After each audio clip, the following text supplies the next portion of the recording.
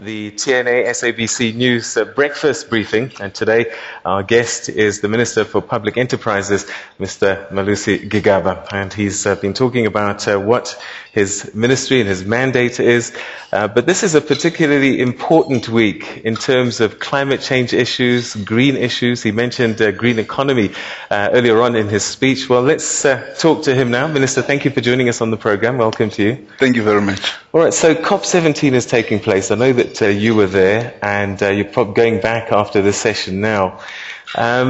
You have a framework within your department to deal with climate change. What are you trying to do? I mean, at the end of the day, people are going to keep pointing fingers at Eskom and coal. How are you going to provide the energy that's required, but at the same time sit at COP17 and convince people that we're actually heading towards a green economy? First and foremost, I think the South African government is doing a lot in terms of shifting towards the green economy. We have, of course, been emphasizing that our shift towards the green economy must be underpinned by job creation, investments in new technologies and innovation, so that we are able through it to stimulate our economy, because there's got to be a clear buy-in from members of the public in terms of the shifts that we are making.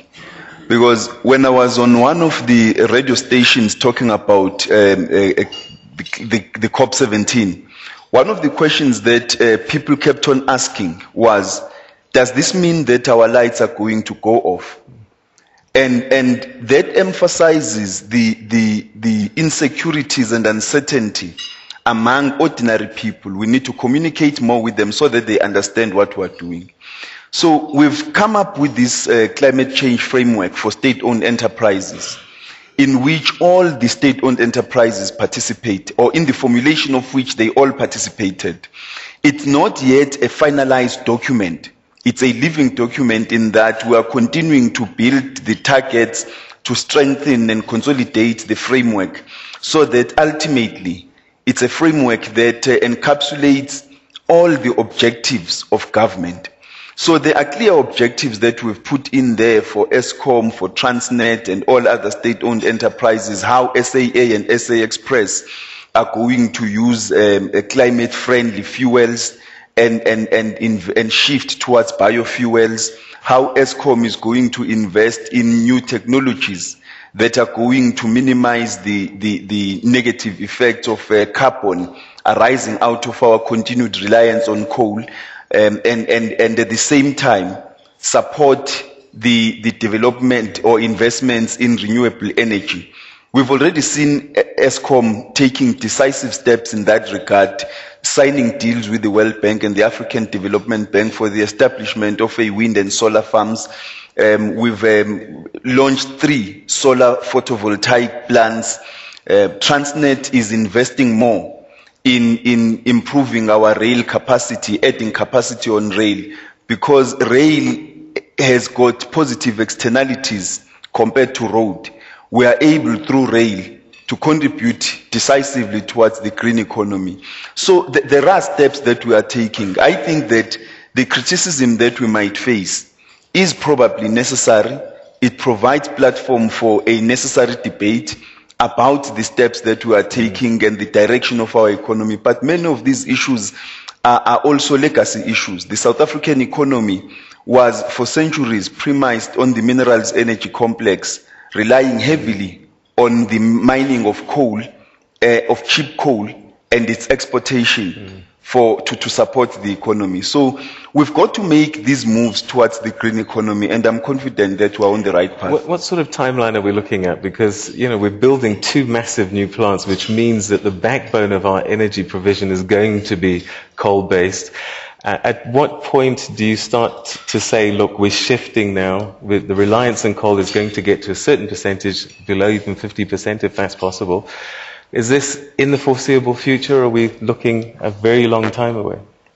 It is in the foreseeable future. The Integrated Resource Plan 2010 already ups the portion of energy generation that emanates from renewables. and begins to decrease from the present 90% reliance on coal. So it is within the foreseeable future. And we've already started making moves in that regard. Yesterday, eThekwini municipality also launched its solar plant. So there are positive moves right across the economy.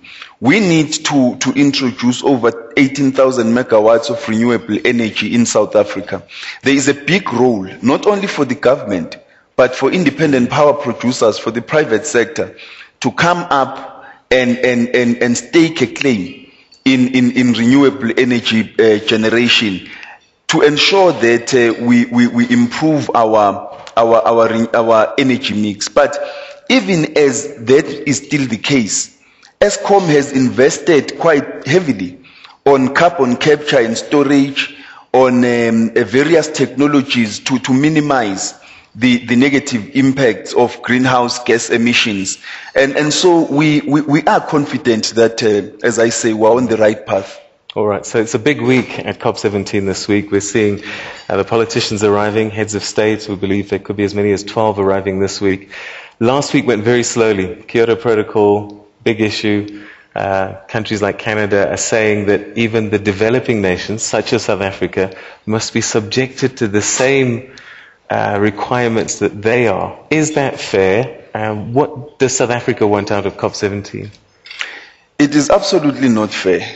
Because, you've got to look at various factors. One of those is that those that are developed cannot impose on us conditions that would be strenuous for our development, but conditions that are going to put them at an advantage.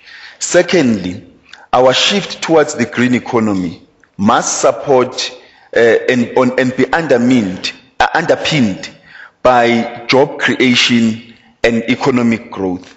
So we can't take steps that are going to undermine the efforts of our countries to grow our economies. We've got to gradually introduce the green economies, be bold, but also be gradual. Bear in mind that you don't want to shock the developing countries into conditions which would not be conducive to their growth and development. So what we are expecting out of COP17 is a common and differentiated approach, which bears into mind our common responsibility, our shared responsibility to implement sustainable development programs to save the environment for future generations, but at the same time which appreciates the differentiated levels of development between our countries. I think that developing countries are doing a whole lot more. China is a leader in green technology innovation.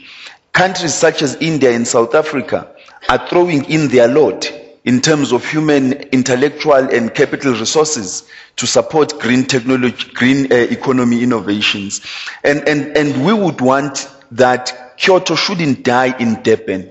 We would expect that an agreement be reached that would enable the world to continue with supporting targets for climate mitigation and adaptation. Just before we take a break, very briefly, just to get your first thoughts on these issues, because I see this as almost two sides of the same coin.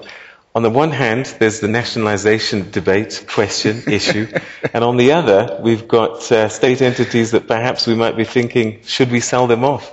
Because there are a drain on the taxpayer. Perhaps private entities might be able to run them better.